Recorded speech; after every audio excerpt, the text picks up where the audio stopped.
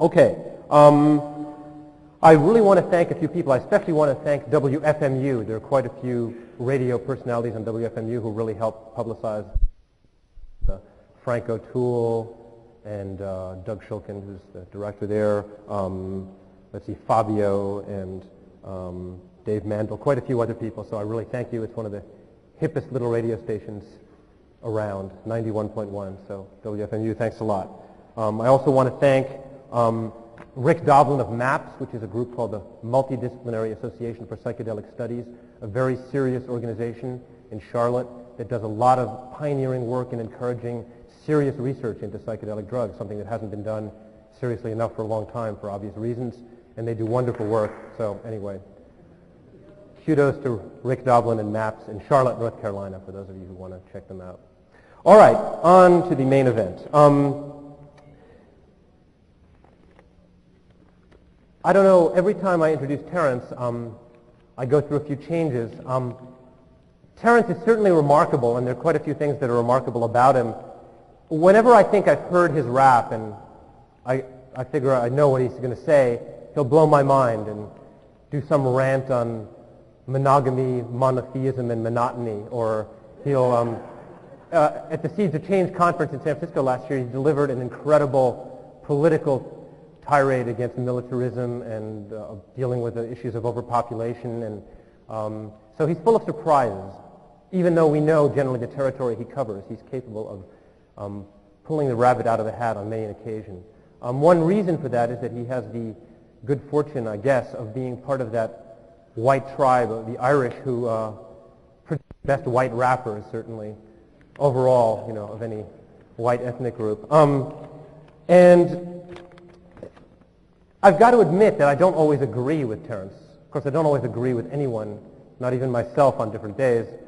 But I have a hard time sometimes accepting ideas about the singularity at the end of history in 2012. I'm a little too earthy or earthbound or limited in my ability to fantasize that way, although I always enjoy the intellectual ride. I also can't quite accept his blanket dismissal of many all spiritual traditions and techniques. And even though the psychedelic experience has been a centerpiece of my life in many ways, or one of them, I also, more than Terence, am very wary about some of the potential downsides physiologically, psychologically, even ideologically. But nonetheless, that's not really the point. And you're not here to hear me. You're here to hear Terence. But Terence is the only person really putting himself out on the line with an incredibly courageous stand, really defending the psychedelic sacrament experience, which has, after all, been one of the centerpieces of many, many cultures around the world, whether it's ayahuasca in the Amazon or soma in the ancient Vedic texts of India, or psilocybin in ancient Mexico, or so on, peyote. These have been incredibly important substances in many, many ancient religions and are still widely used today, as most of you, I'm sure, are aware. So Terence has really put himself out there, and I think see more and more young people are taking to his message. And I worry sometimes that he'll become too popular and that the ruling elites who somehow so far ignored him, thank God, for the most part, might suddenly pay more attention, and that worries me a little bit, but I know that Terence wants to get the message out to as many people as possible, so perhaps they're seduced by the sinuous syntax into not quite comprehending what he's talking about. Let's hope that that's the case. Anyway, and as a spokesperson, I can't imagine a better spokesperson. What an orator. That's what I think Terence turns me on most, is his incredible ability with the English language. If you can imagine a combination of Plotinus, James Joyce, Lord Buckley, Ice-T, and Charlie Parker, that would give you some idea of Terence's abilities. Anyway, so let's bring him out and see if he lives up to my rap.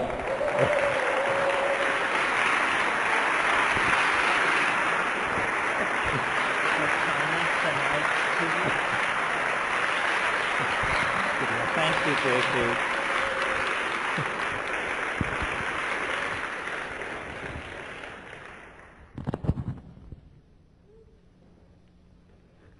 All right.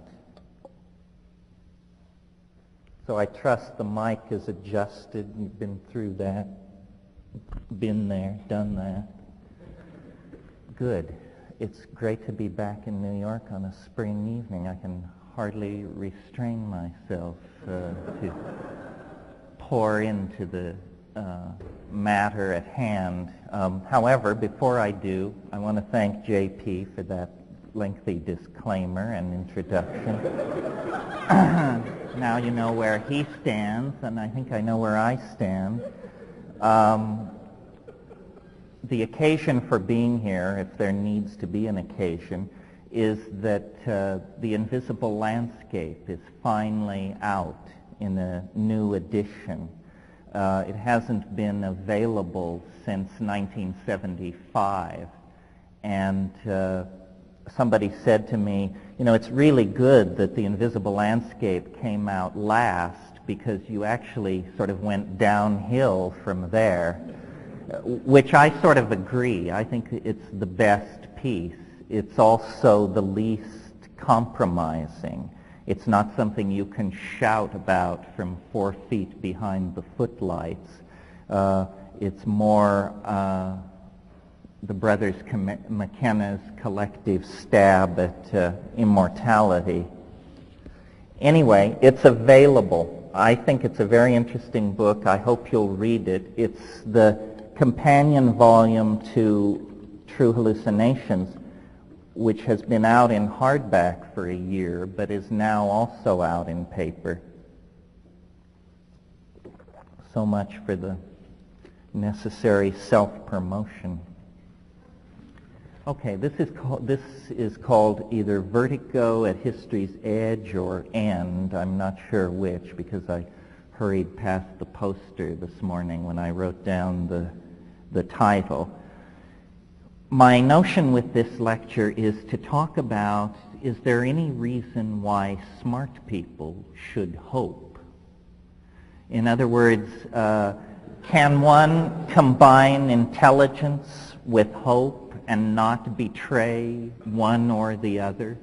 Is the only reasonable position of intellectuals and people steeped in Western tradition and history one of total hand-wringing, head-scratching despair?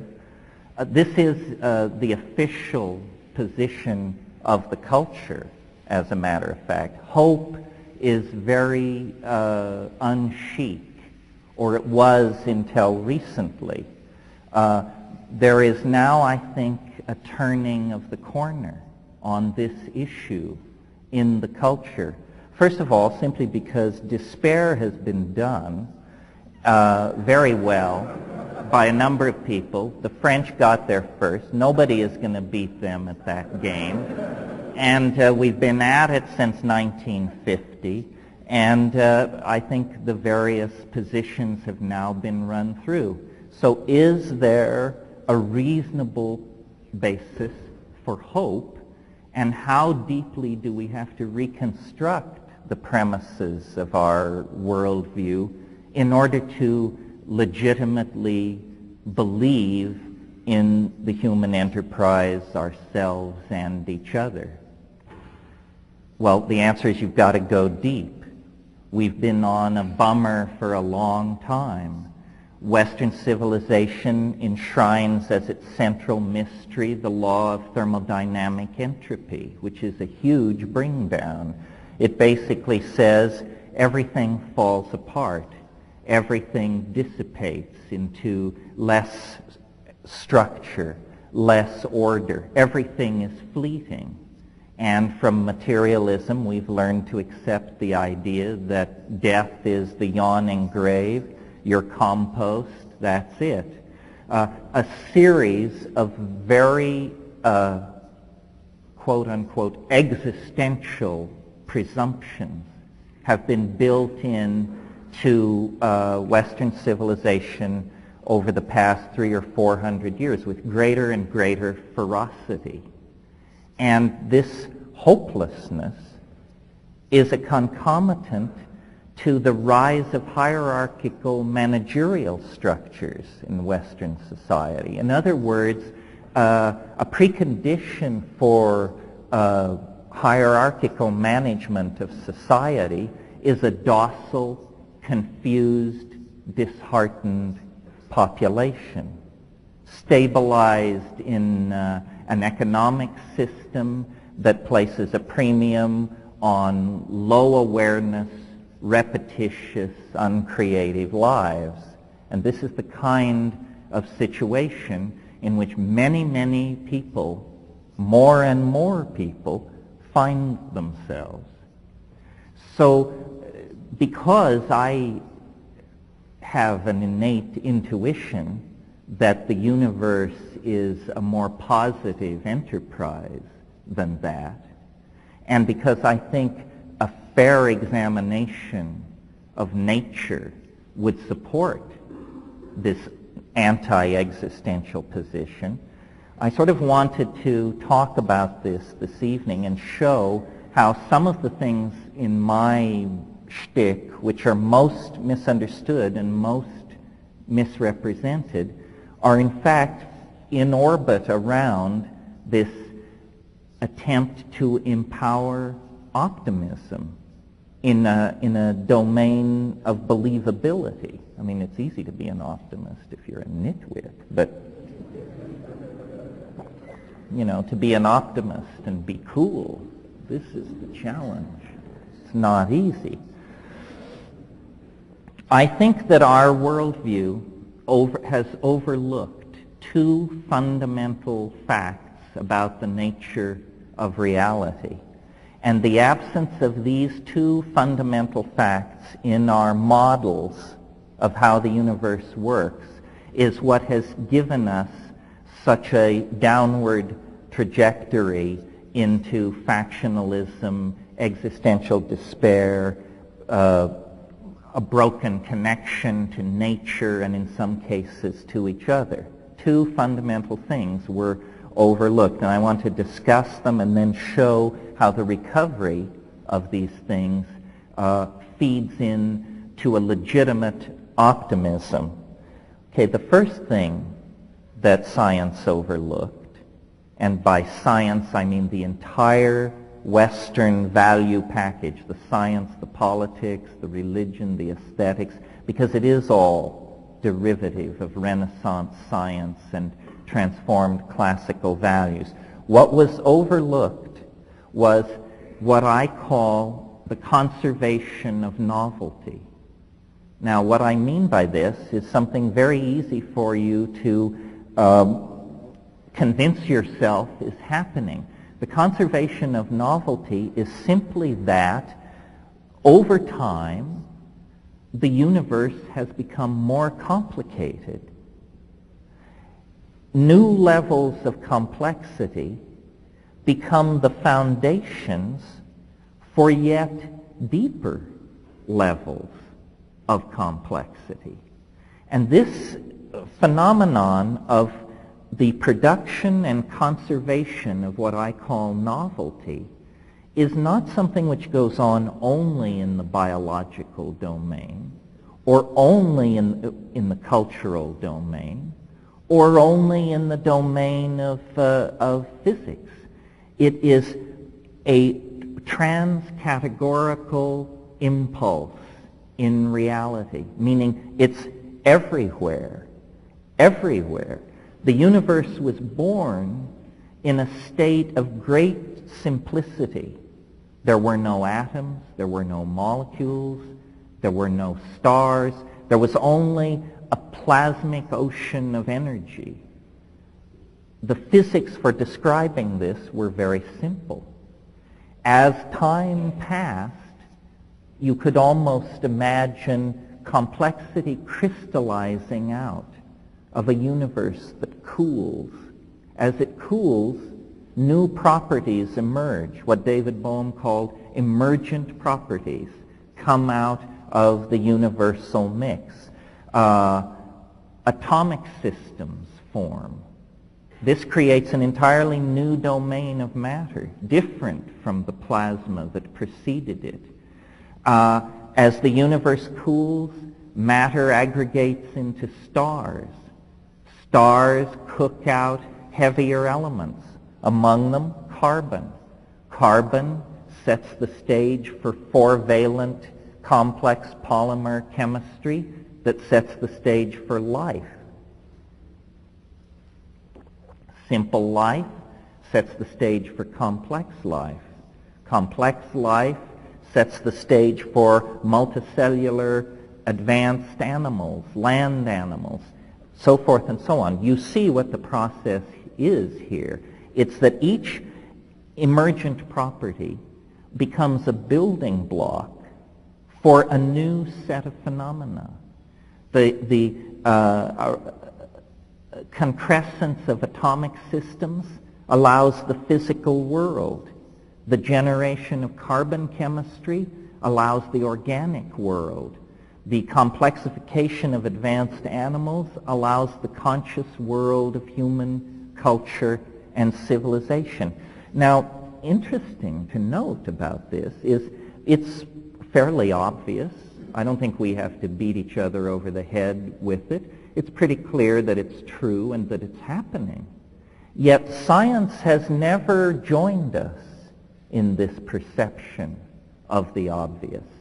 Science believes in evolution, but in biological systems, but defines it as a completely non-progressive process where random mutation meets natural selection, and out of this comes an ever differentiating set of forms.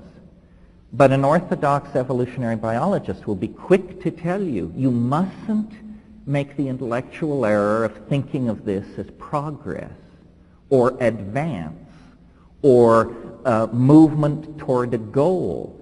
These are all teleological ideas that science expunged from its evolutionary theory. So it is biological process is not seen as progressive.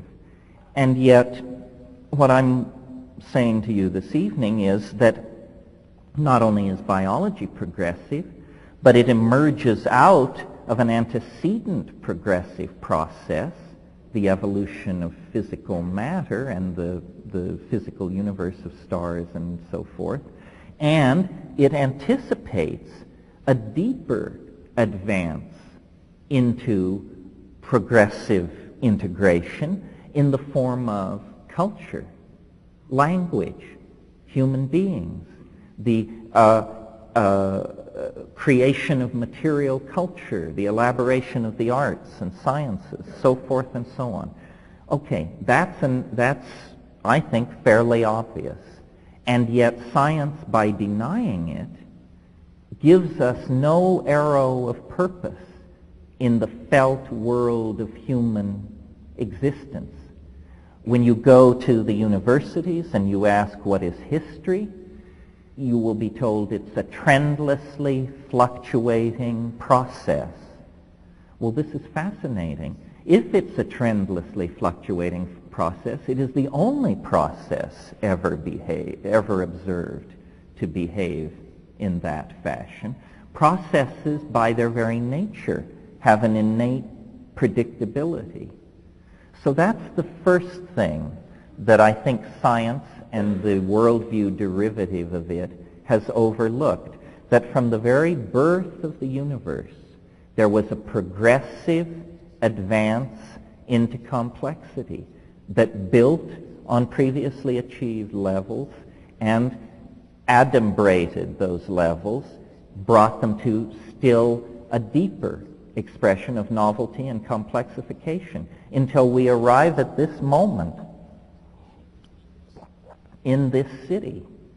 And I submit to you, this is the most complex moment in the most complex place in the universe to date, because we have the physical world, the natural world,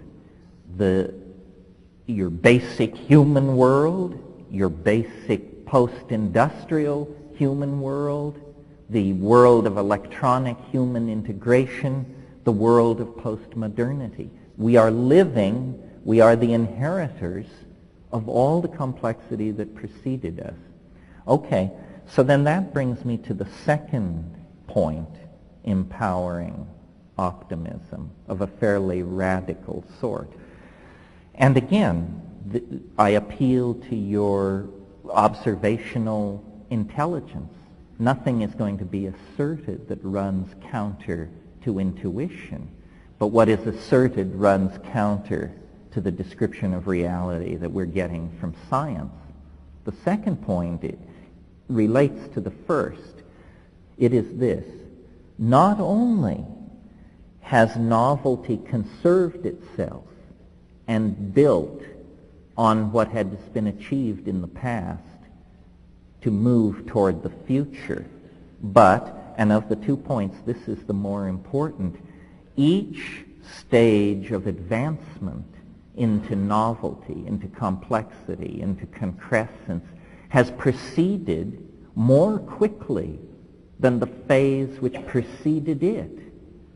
The universe is in a state of asymptotic acceleration of some sort.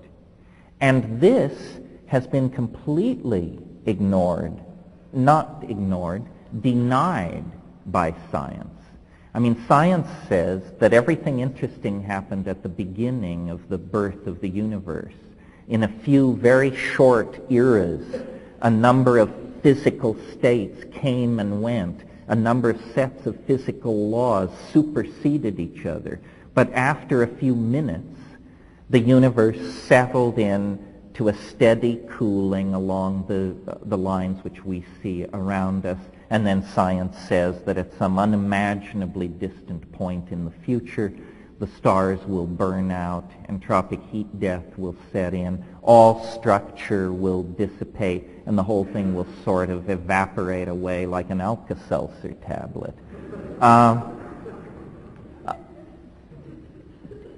To maintain that kind of an entropic view of the universe, you have to completely ignore the importance of biology.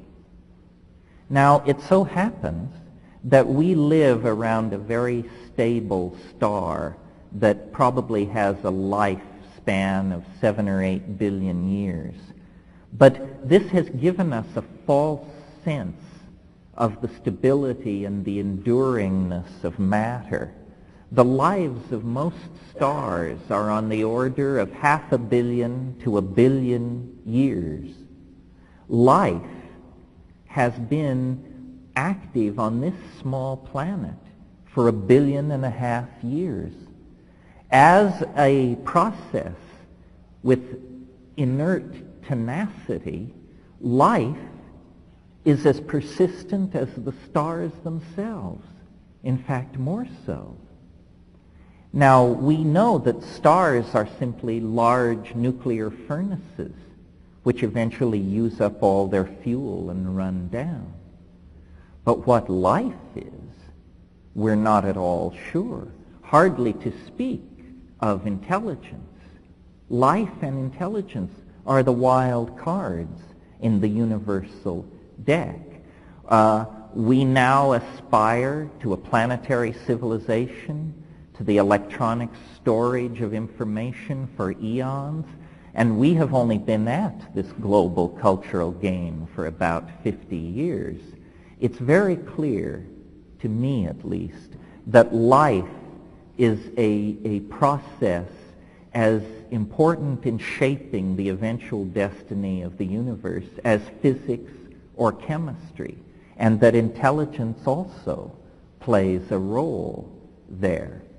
Well, if you have a universe that is building on achieved novelty and building faster and faster, then you have a universe which is consuming its share of time, if you will. A universe which is building toward its conclusive denouement much faster than the entities, the beings embedded in it might suppose. And I said that in order to hope, you have to dump the whole scientific view of the universe.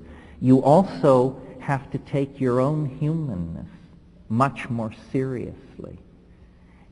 As a way to let us escape from moral obligation to ourselves and each other, science proclaimed the ephemerality of the human experience, that we arose on a minor planet around an uninteresting star in a typical galaxy. We are no more than animals. We will have our moment. We will sputter out. We will leave a greasy trace in the shales, and that will be it.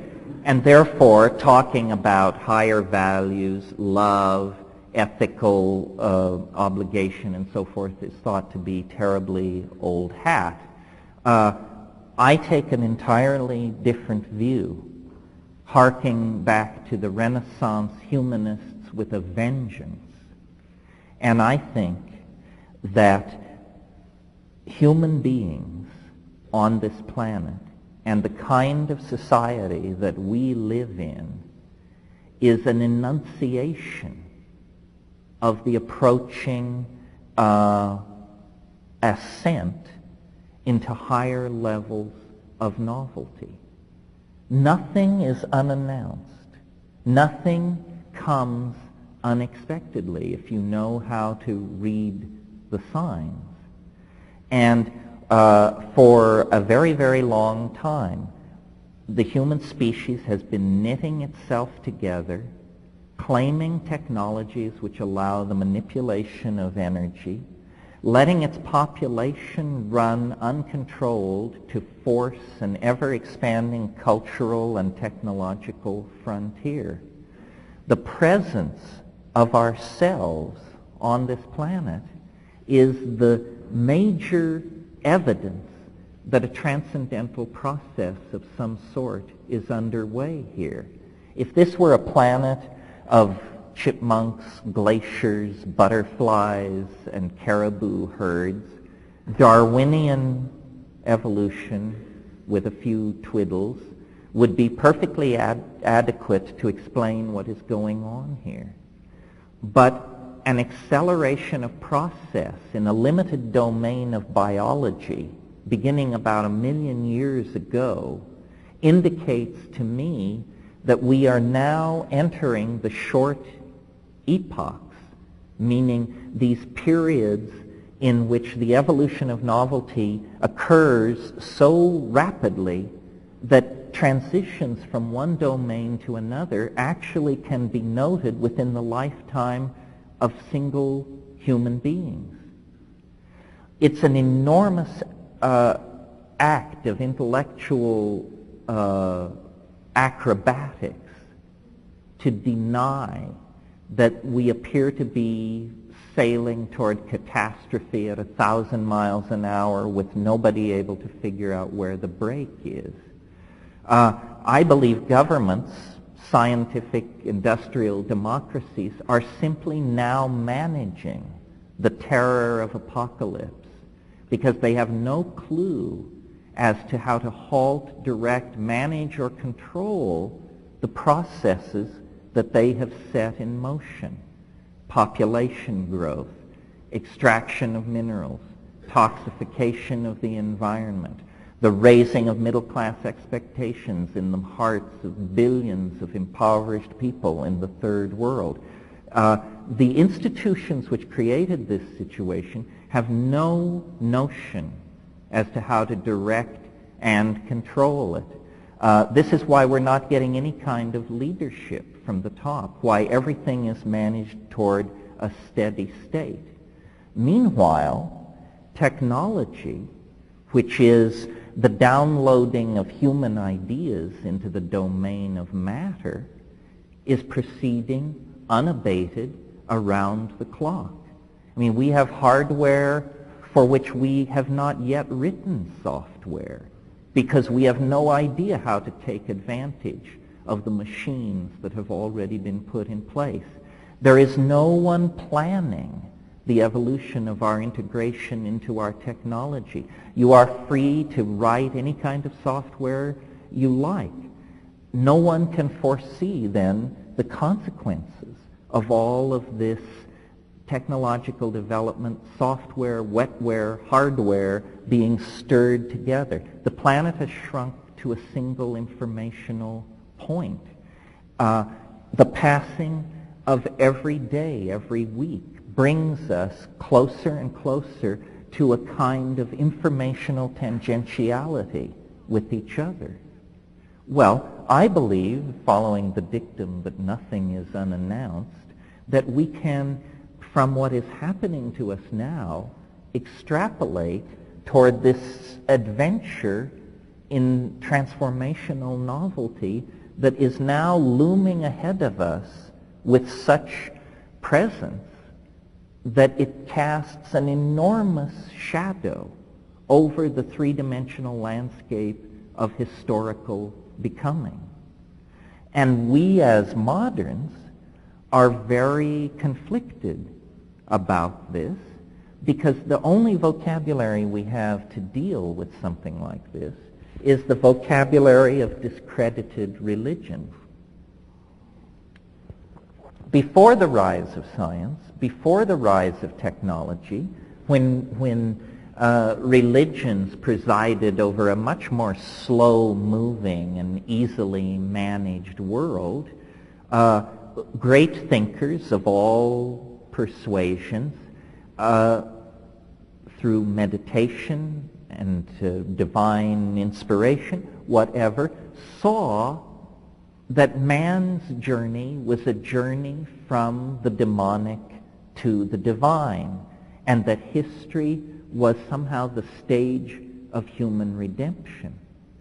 That view died with the rise of secular capitalism and industrial democracy.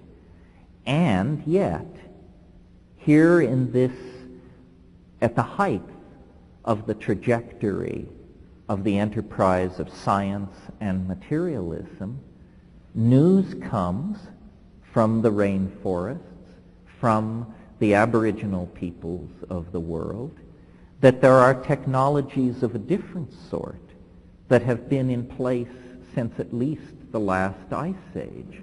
These are neurotechnologies, quasi-symbiotic relationships with plants, pharmacological approaches to manipulating human memory, aspiration, aesthetic concerns, so forth and so on. These psychedelic intimations have been presented to us as the naive suppositions of primitives, the landscape of the Jungian unconscious, chaotic events happening in the human brain-mind system, so forth and so on. These are all reductionist explanations. I believe that what these psychedelic states are actually ascents to a higher order of information.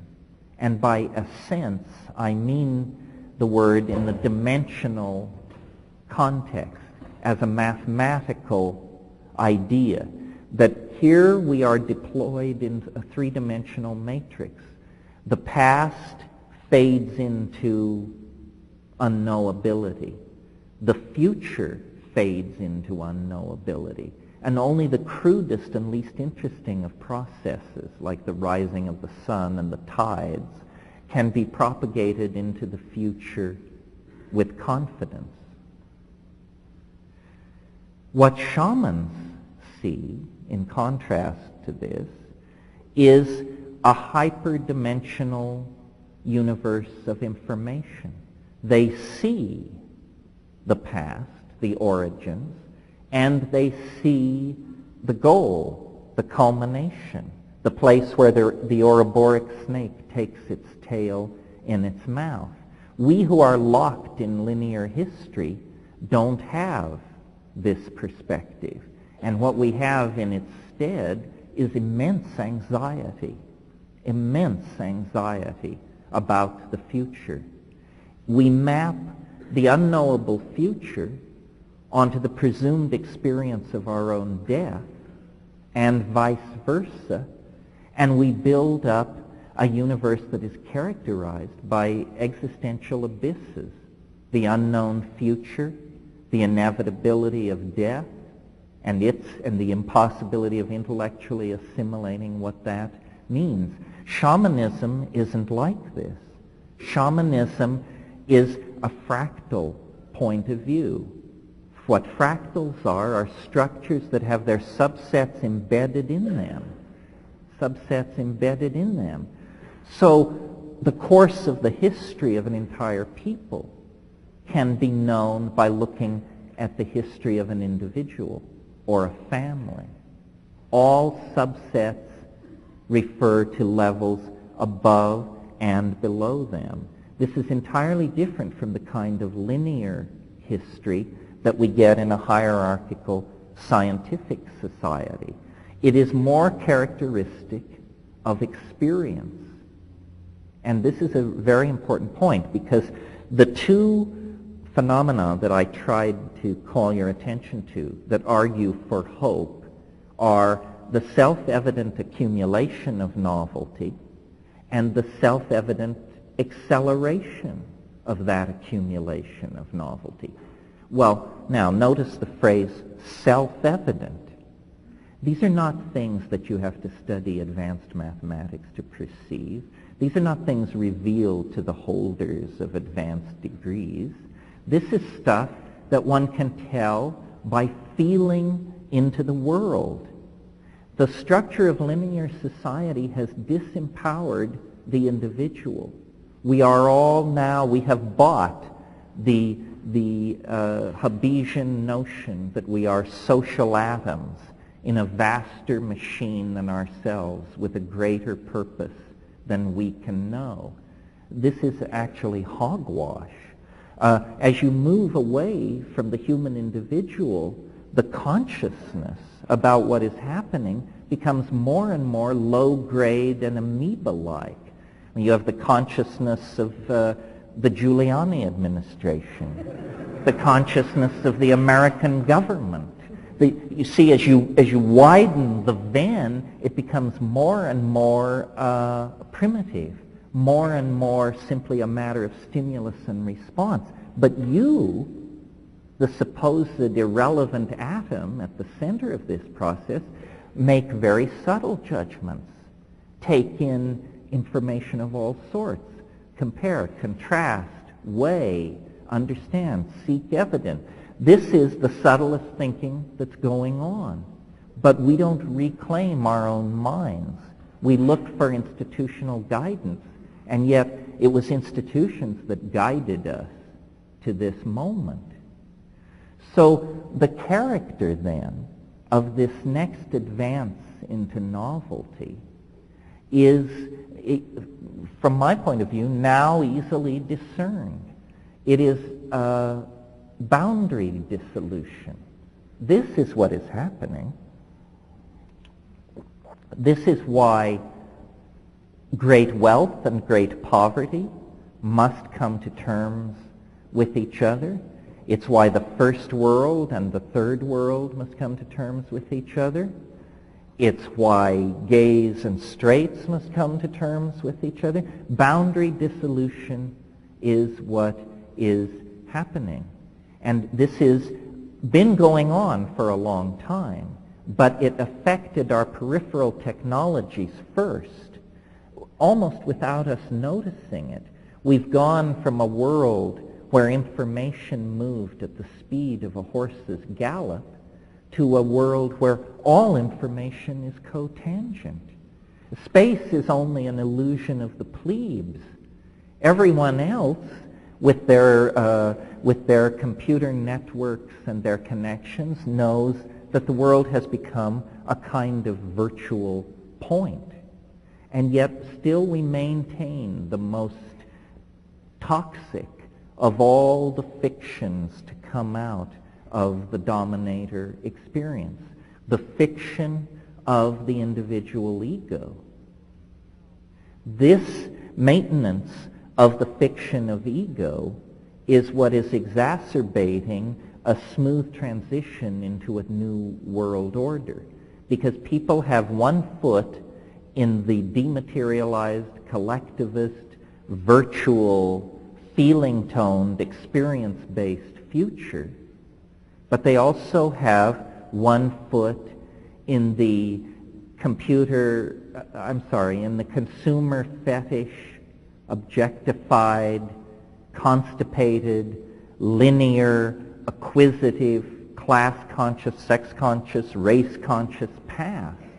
And each one of us is a union of these opposites. Each one of us is trying to make some kind of a alloy of our hideously dysfunctional cultural past and the incredibly compelling yet frightening, dimensionless, boundaryless, polymorphic, polyamorous future.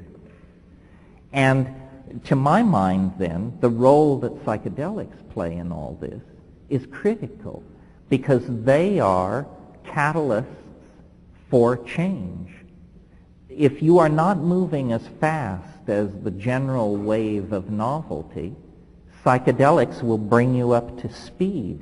Society will go from being utterly incomprehensible and horrifying to simply being horrifying. If you are up to speed, and you with the cultural wave, and you then avail yourself of psychedelics, you become a force for spreading calm, spreading understanding. Because make no mistake about it, as we close distance with the transcendental object at the end of time, there is going to be a lot of vibration accumulate on the superstructures of the social airfoil. If the airfoil cannot be redesigned in flight as we approach this barrier, we will be ripped to pieces. This is, H.G. Wells said in 1905, history is a race between education and catastrophe. And it is going to be a photo finish. If we end up a smear through the shale and nature concludes that intelligence is something never again to put into the hopper, then it will be an enormous tragedy, because we didn't go down without a struggle. We have the technologies, the ideology, the compassion for each other and caring world. We are not a lost cause yet, but we may end up a lost cause. And people then say, well, what should be done? The Tolstoyan question. What then should be done? Well, I came up through the whole Berkeley thing in the 60s and all that, and I'm very wary of hortatory political prescriptions for what should be done. I mean, we saw that the best impulses in Marxism turn into the most horrifyingly regimented and totalitarian societies. Goodwill is not enough. So what is to be done? I think the answer to this is not only nothing, but considerably less than nothing. And what I mean by that is that the real solutions to our problems lie in a series of negatives. Do not believe. Ideology has poisoned this planet. Ideology is bankrupt. It's a skin game. It's a shell game. It's only for Marx and Marx. It is beneath your dignity as a body to get mixed up in ideology. I mean, after all, where is it writ large that talking monkeys should understand the nature of being anyway? So belief is an incredible cop-out on intellectual truth-seeking, because belief precludes believing in its opposite. And so this is a self-limitation. You've become your own cop. And the ideologies of the 20th century are so shoddy and hobbled together or toxic to human values, they're not worth believing in anyway. So deconditioning ourselves from belief. Some people call it cynicism. I call it good sense. I'm not a cynical person, but I know shit from Shinola, and I don't expect people who don't to get a lot of respect from the rest of us. I mean, what does it mean if you're an optimist and that means you can't proclaim the difference between boot polish and excreta? It's ridiculous. Okay, don't believe. The next thing which comes out of that and is an even stronger prohibition, don't follow. Following is a tasteless position to find yourself in. Pets follow, vice presidents follow, and bad acts follow. So, why follow? All of these gurus, geishas, roshis, and rishis are simply flim-flam artists. They've had thousands of years to get these cons together and run them on you. Believe me, I know. I'm a recovering Catholic.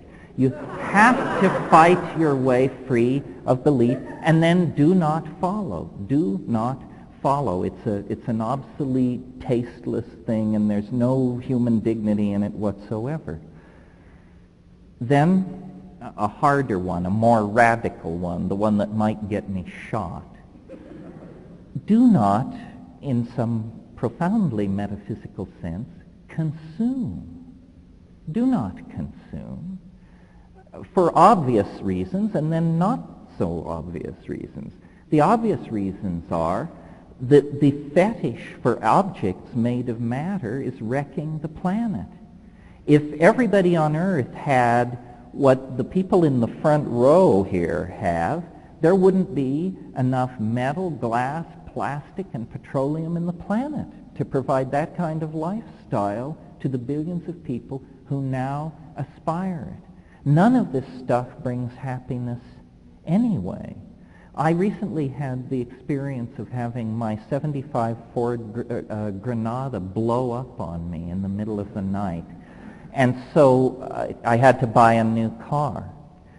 So I went down a year and up a brand, and I got a 74 BMW. And it cost me $2,000. And I guarantee you, once you have the little thing on the steering wheel, the quaternity sign, you don't need the $90,000 model. What we should all do is buy antiques. Don't consume anything which hasn't already been made. There's a lot of shit that's been made. It's all over the place. I see it in Manhattan going for a bundle. What we need to do, you see, is retool our values so that what is new is odious, tasteless, déclassé, embarrassing, and not to be found in the better homes. The older things are, the better they are.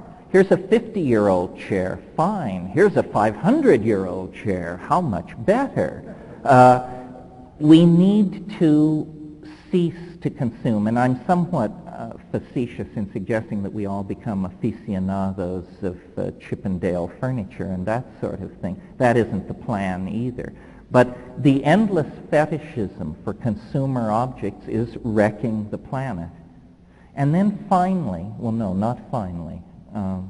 There's one after this. But another negative, and this is a slightly more difficult to follow, requires a little cogitation. It's insidious. We shouldn't watch. We shouldn't watch. Watching is some kind of voyeuristic, sadomasochistic peculiarity that we are permitting ourselves because we think there are too many of us to do. But I don't think this is true. I think watching is an incredibly disempowering thing.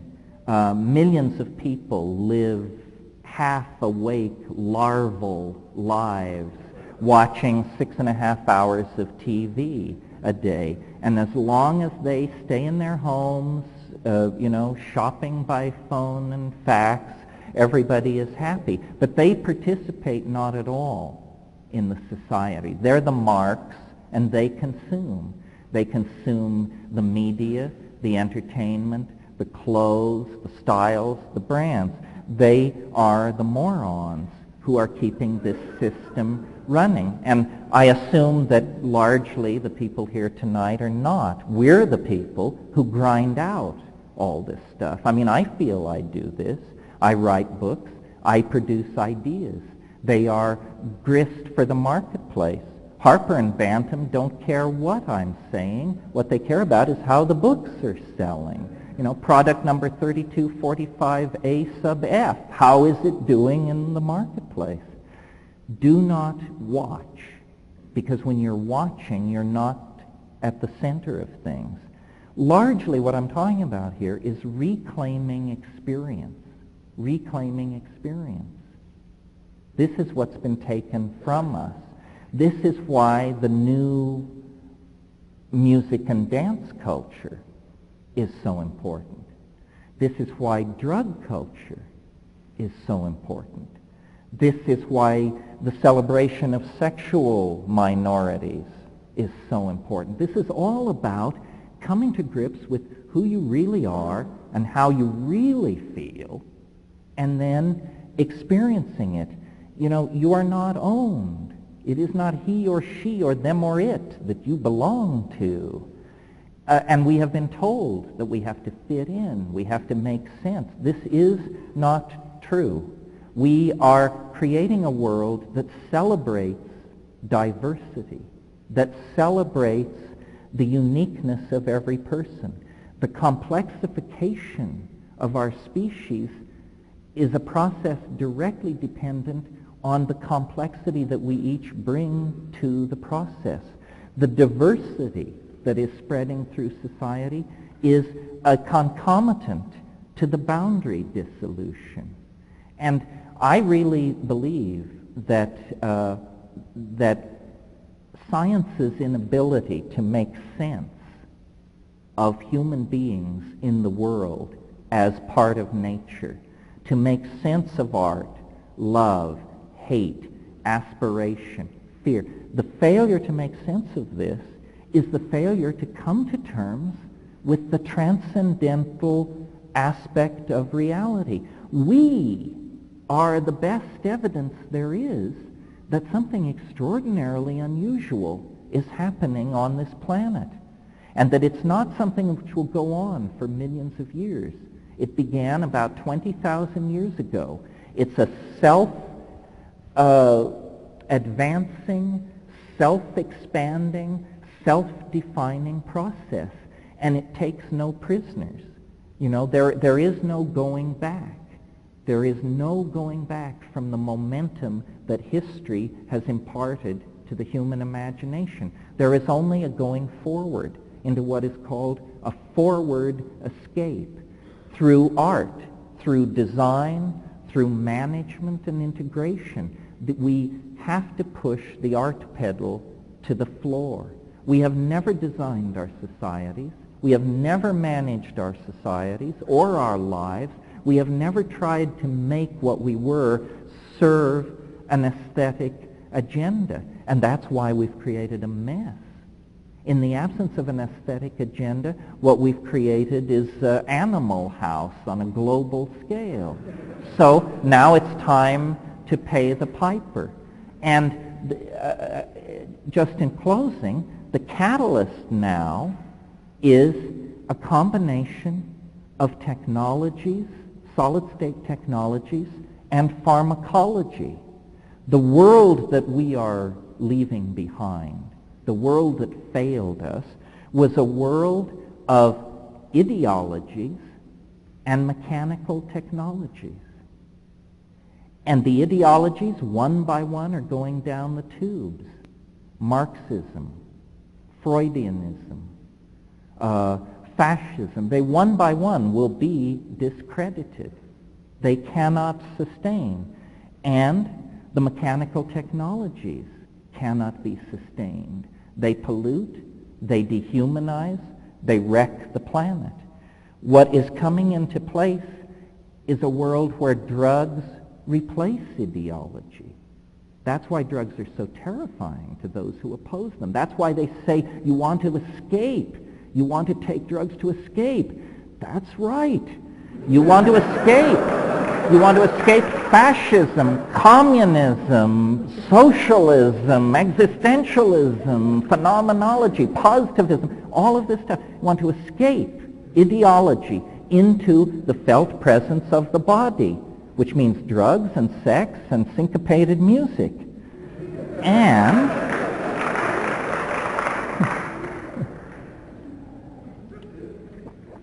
parallel to this development and happening in different sectors of society is the hardwiring of our imaginations, the building of databases that we can access instantaneously that make the human past co-present with the now.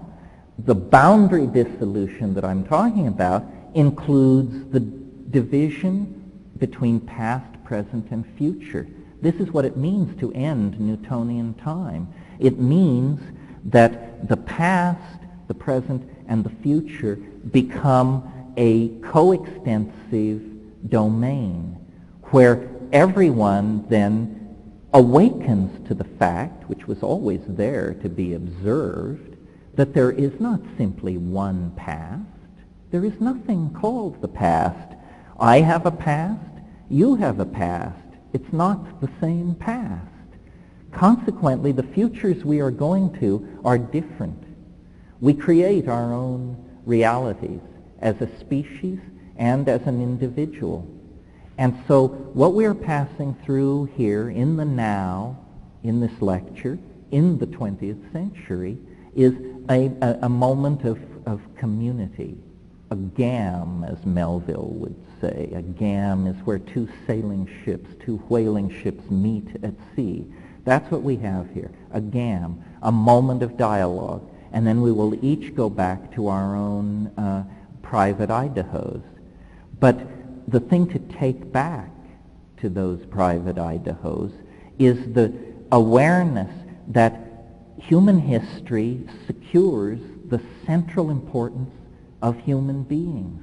We are part of a universal adventure.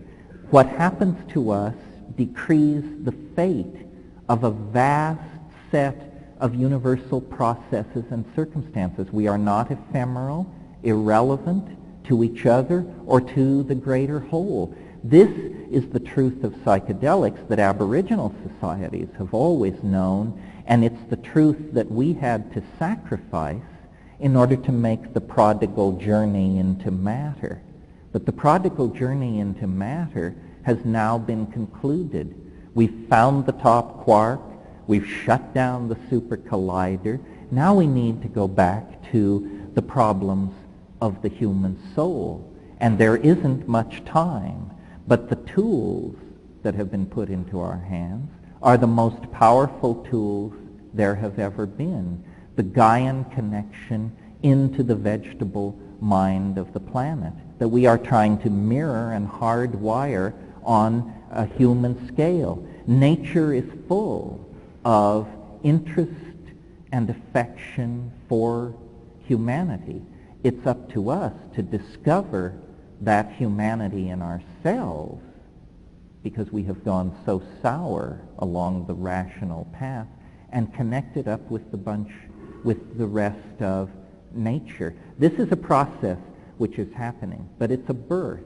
It can go with ease because we help it from this side, or it can be traumatic because we resist, and as McLuhan said, insist on driving the automobile of history using only the rear view mirror. That's no way to proceed. We need to wake up, smell the coffee, turn on the lights, get loaded, and direct the human future toward a mirroring of aspirations such that we are pleased then to turn the enterprise over to those who follow us.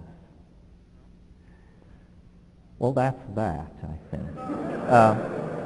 We'll take a brief break, like 15 minutes. I'll sign books. I'll only do signatures because of the shortness of the break. Circulate around. We'll come back and do a half an hour or so of Q&A. Thank you very, very much for coming out tonight.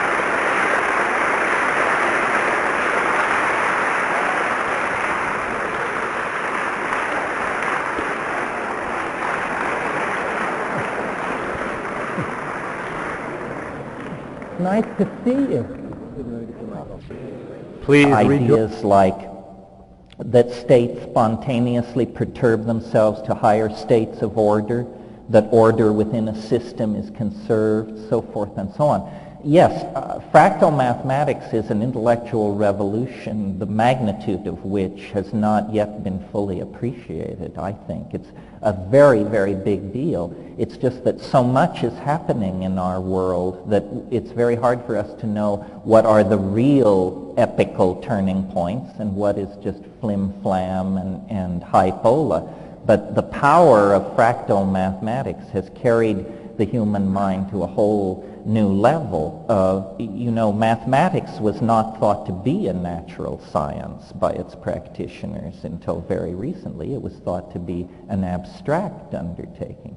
But it turns out its most abstract constructions have a curious congruency over population growth, the organization of species in a rainforest, so forth and so on. Yes, there is, the cultural change that is coming is not superficial. It's not simply about club dance styles, fashion, sexual mores. It's about all that, but when it's all over, the mathematics will be different, the physics will be different, everything will be different. This is a major shift in cultural values. You had a question. Do you still want to do it? Oh, number 5. I don't think I really gave it its worth. Basically, number 5 is do not multiply. Replace yourself, but do not multiply. Go forth and multiply. No, go forth and lightly subtract is a better way to do it.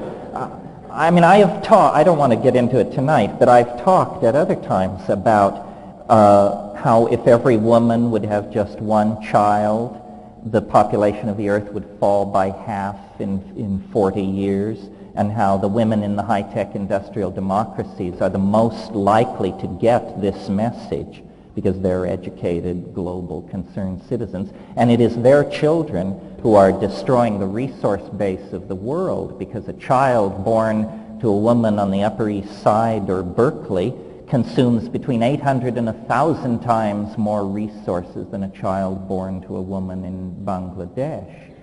And, when I talked earlier, I referred to managing and designing societies. One of the things I think we need to talk about that has not yet come out of the sexual redefinition debate is, I think that this whole thing about how do we feminize society and women are not getting their fair shake, and what do we do about white male dominators and all that, and how do we make men more like women and so forth and so on. This is all somewhat cockamamie in terms of the idea that we need to feminize men. We don't need to feminize men, we need to feminize society. And the obvious way to do that is return to Paleolithic sexual ratios, which were probably about 70-30 women to men rather than 50-50. The effort to maintain a sexual balance of 50-50 is some kind of monogamite plot. And it maintains male dominance and a generally masculine character to the enterprise of civilization. But if women were 70% of the population, that would quite naturally correct itself. Over here. In light of your insight that this fair has been done, what's your take on the suicide of Kurt Cobain? Well, if your strategy, I've thought of this strategy too, of course, I think any artist does. What do I think of Kurt Cobain's suicide? What is the question? What do I think of Kurt Cobain's suicide? And the answer is, as a strategy for advancing your career, I think you should wait till you're a little bit deeper into your career. Anyway, it was my humble opinion that Primus did it better. And anyway, I like Coil, so let me off the hook here. I'm a house guy, and I wish those people luck, but you're more likely to find me listening to World Without Walls. Yeah. I'm a teacher, and I'm interested in this idea of the nature of intuition. I wonder if you would speak to the nature of intuition, its role in learning, and perhaps how to encourage it in children. Well, intuition refers back to this, I made mention of nothing comes unannounced. That's intuition. But the rational mind has a real ability to slough off the intuition. The intuition never shouts. It never grabs you by the lapels. It just says, maybe that airplane looks a little funny. And then you don't get on it and it blows up. So intuition is basically a function of listening. And since it's very hard for people to listen, especially dominator types or opinionated types, I think the key to intuition is to listen. It's just like, the key to nature is to look, I think. I read a wonderful quote last week. I think it was Goethe said, thinking is better than knowing, but looking is best of all. And I think that's a very psychedelic perception. Knowing is the worst of all. Knowing is a huge drag, and it's a chimera anyway. Nobody knows anything. Don't let them kid you. I mean, we're monkeys here. Let's not lose sight of that. Yeah. Regarding what you have to say about consuming, stopping consuming, and also what you just mentioned about population, I think you go against your idea of the aggression of novelty, and that actually, I agree with you that we need to stop consuming, but the nature of life is to consume. All of life consumes something and then gives off a byproduct, which hopefully is recycled most efficiently in a cycle. And I think in our society and culture, we lost track of that whole chain of flow, and we need to reincorporate that, and then what we make to consume should then be made to last and be valued. But with each level of computer, with each new video camera and thing that we're using, there is this aggression of novelty and complexity. And the most important aspect is the fact that we can do more with less. So before we said that everyone in the world would have what everyone at the front row would have today, yes, we could do it, but since we are being able to do more with less, we can come to the point where the earth, all the physical resources can support all humans, not just the 5 million today. We said stop reproducing, but I also think that there's something to say about that population, that if we continue to grow like we are growing, that we might reach a certain point of bifurcation where an unprecedented something will arise out of 10 billion humans, let's say, just as in other chaotic systems, which when they get pushed to a certain point, all of a sudden, like a plasma, which is chaotic, if you keep putting more energy into it, it'll all of a sudden form this beautiful toroid shape, which is unprecedented by... Well,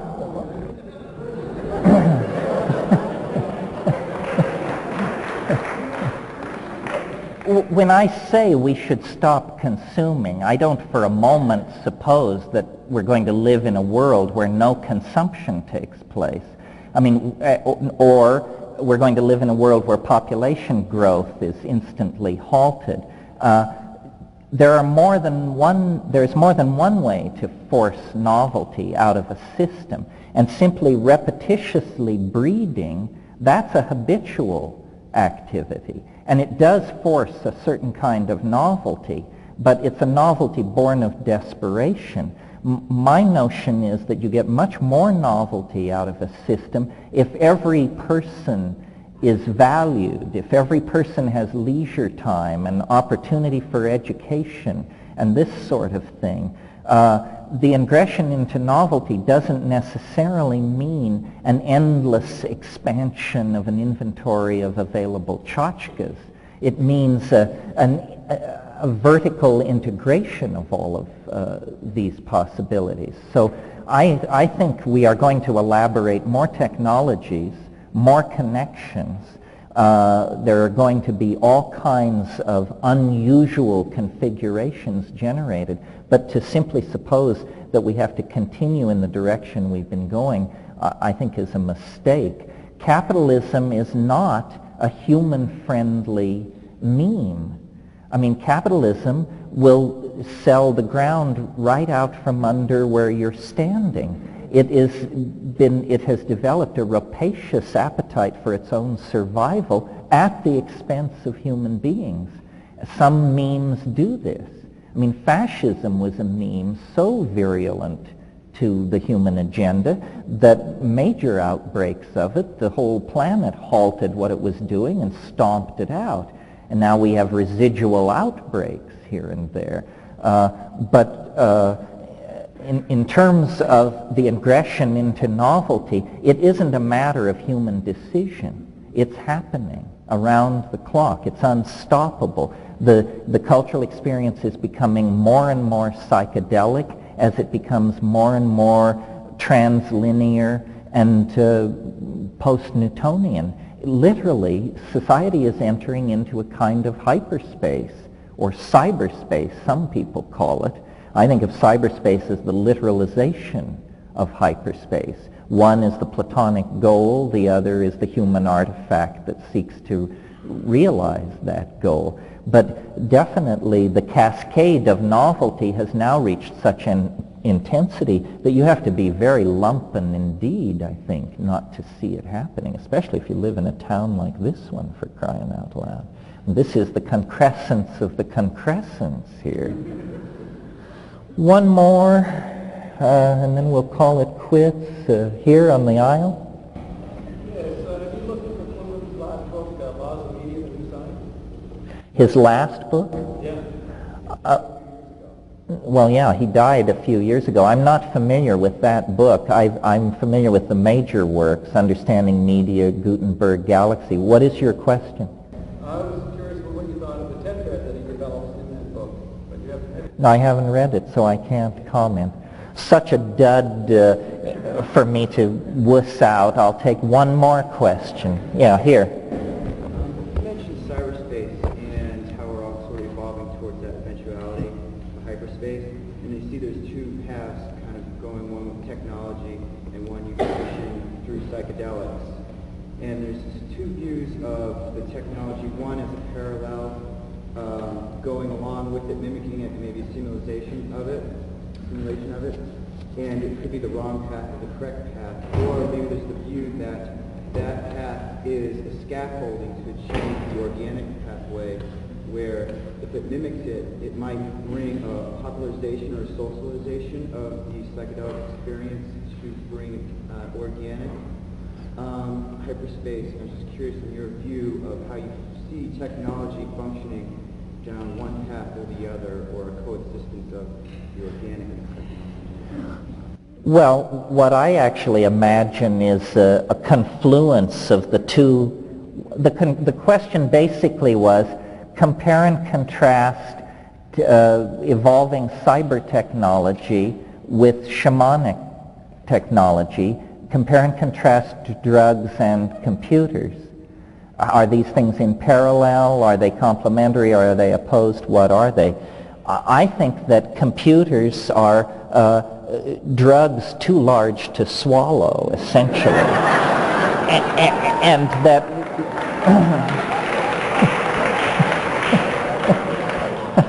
and that what we will see in the future is computers much more like drugs and drugs much more like computers. We are going to see drugs that are information-based drugs. So if you want to study Hegel, you will take Hegeline. We're going to see drugs which are self-limiting in their effects. I mean, imagine, for instance, a form of heroin that it works 10 times and then it never works again for you in your life. This is possible. There are drugs which will, I mean, I think this is an interesting frontier, drugs which only work for a while. So there's no possibility of distorted or addictive lifestyles because it works for 3 months and then it stops working, and nobody spends money on something that doesn't work. We're going to see the whole serotonin pathway redesigned through the trans Prozac drugs. We're going to see psychedelic states simulated in virtual reality. We're going to see the breakdown of three-dimensional space versus the machine space.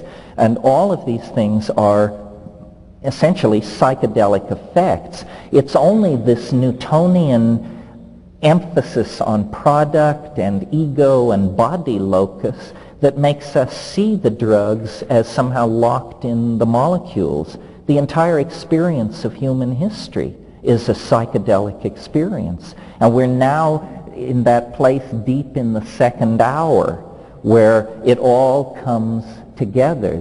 The integration of some kind of unity out of the multiplicity of phenomena is now in reach. We are literally hardwiring the human unconscious.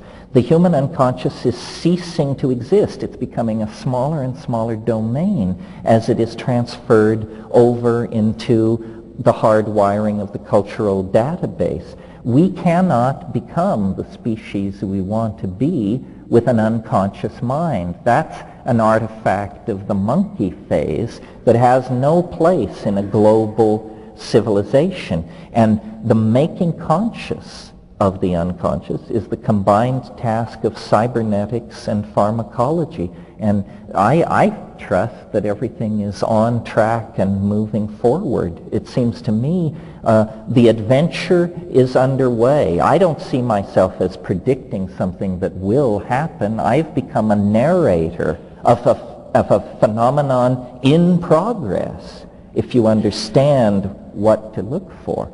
Granted, it will become more intense in subsequent episodes, but all the pieces are now in play.